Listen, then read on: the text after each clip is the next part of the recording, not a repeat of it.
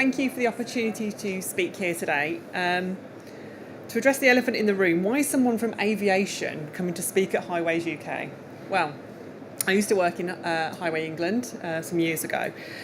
And also, some of the issues that we're talking about today transcend highways, their rail, their aviation. They transcend our industry and impact everybody.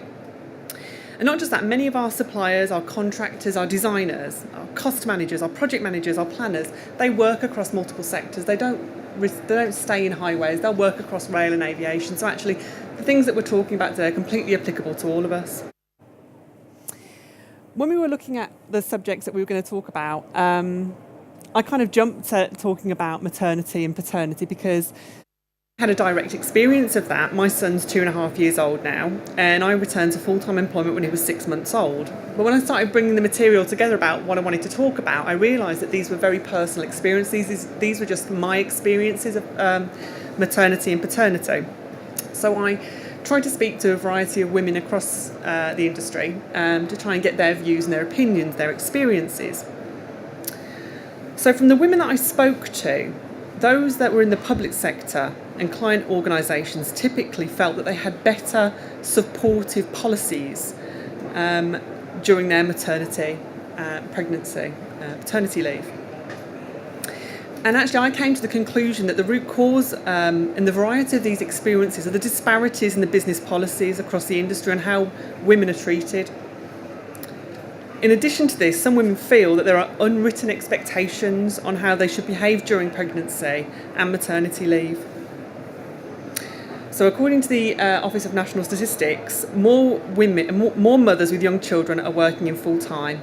In England, there are now more than 133,000 mothers whose child is a toddler in employment in 2017. That's 65.1% compared to 1997, which was 55.8%.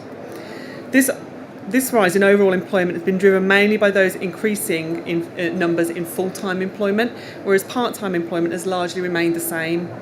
Our industry is changing. More women are rejoining our industry after their maternity leave. So when we look at our maternity and pregnancy policies, we are complying with the minimum legislative requirements.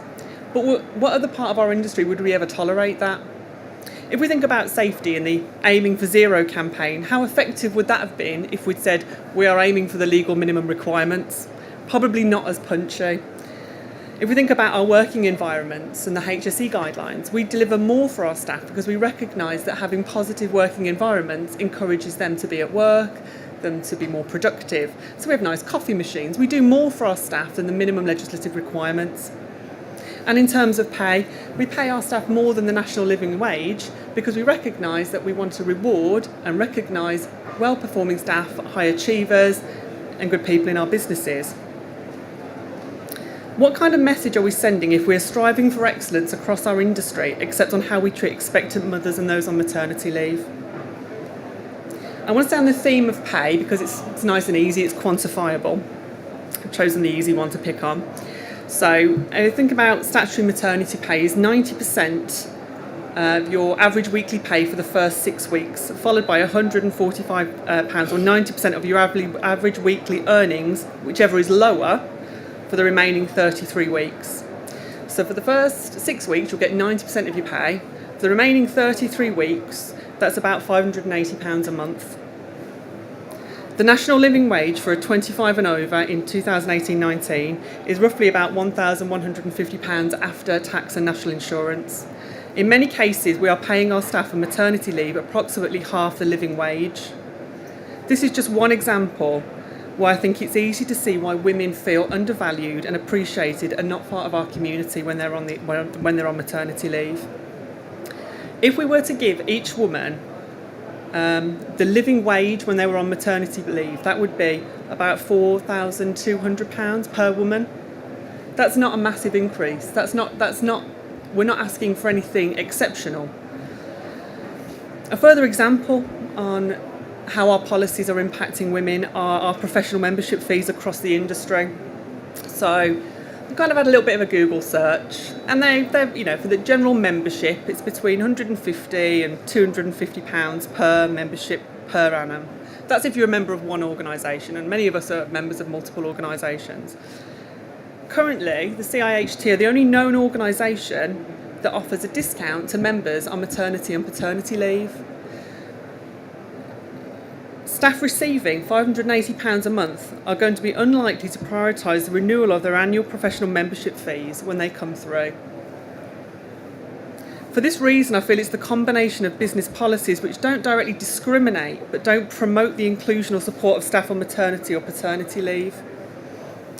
Now, I say all this, I feel very passionate about it, but actually I had a very, very positive experience of pregnancy and maternity. So I received a promotion when I was 7.5 months pregnant from project manager to senior project manager with a salary increase. I had a really, really supportive line manager. He was really flexible with me on my return to work. He was absolutely fantastic.